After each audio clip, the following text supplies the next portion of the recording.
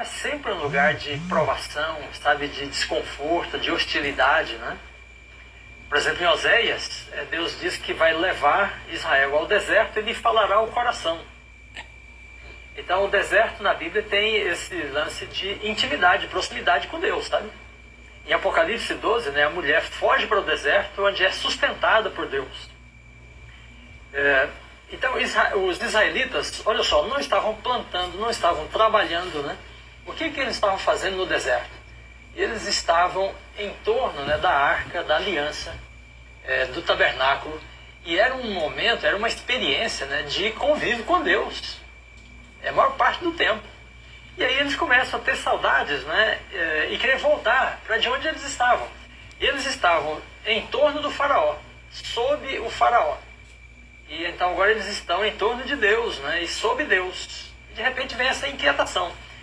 Isto nos leva a pensar que quando eles falam de comida, né, de bebida, de conforto, de desconforto, né, talvez o que estivesse realmente assim no fundo, né, no âmago desta inquietação fosse uma rebelião contra Deus mesmo. Ao preferir o Egito, eles estão preferindo o faraó a Deus.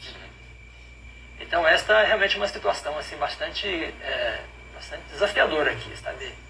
É uma incapacidade de entrar em descanso, né, e em comunhão com Deus por causa do coração que é rebelde, que é inquieto. Muito interessante isso. Você colocou a questão do deserto como esse local de transição também, né? O deserto era um local entre o Egito e Canaã, para onde eles iam, a terra prometida.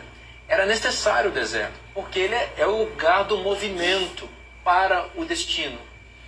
E é o local da preparação também para a chegada no destino. De certa forma, eles estão sendo chamados a descansar no deserto. Né? Exato, exatamente. O deserto ele é pedagógico e educativo também. E tudo que eles aprenderam no Egito, eles tinham que desaprender agora. Então esse descanso também é pedagógico e educativo para eles poderem entrar em Canaã. Exatamente, a gente vê isso até com a própria história de Moisés, né? Porque Moisés sai em fuga do Egito e Deus o prepara no deserto. Né? Isso é muito interessante. E você chega em Jesus, e ele também fica ali, né?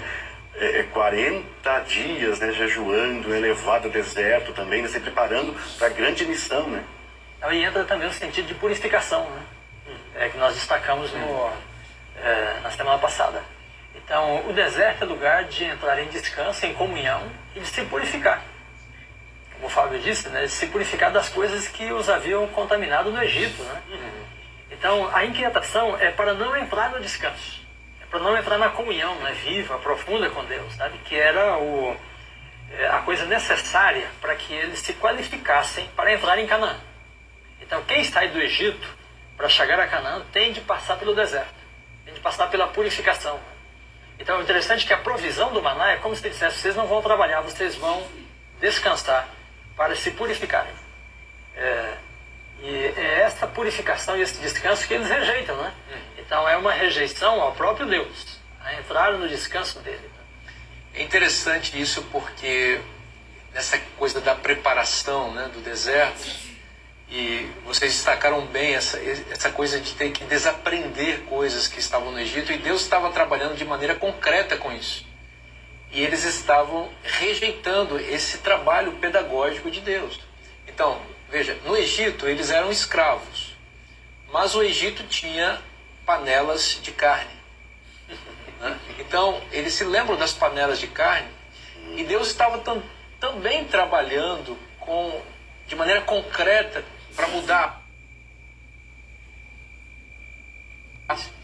Mais do que isso, Deus estava ajudando o povo a aprender a depender dele, conforme o pastor Dornelles colocou.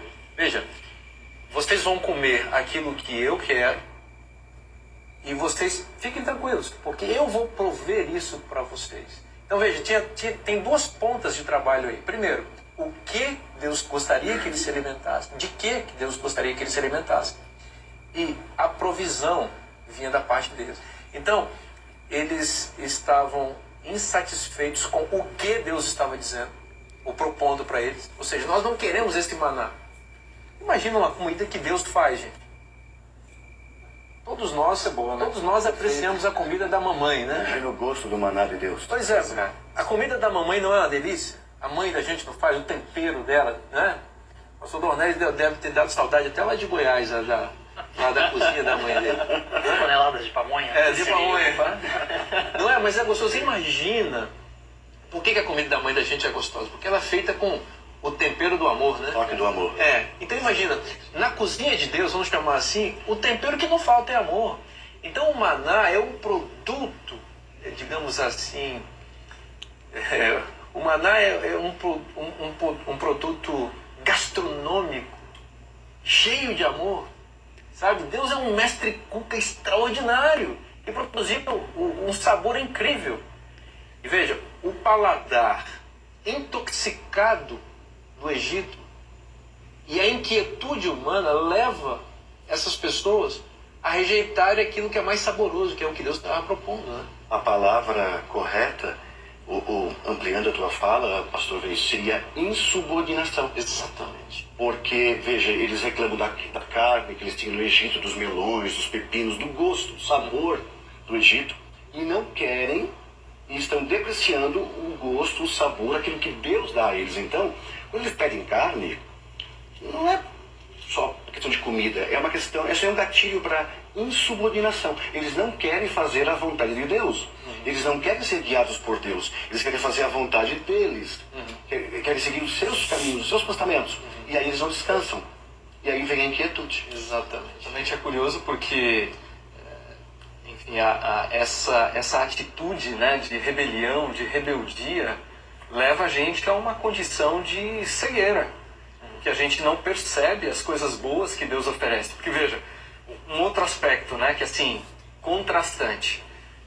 Eles viviam numa condição de uma sociedade em que a economia, a base da economia era a escravatura, né? Eles eram escravos, eles eram os escravos. E escravos não descansam, mas Deus quer dar o descanso para eles, mas eles não querem, né?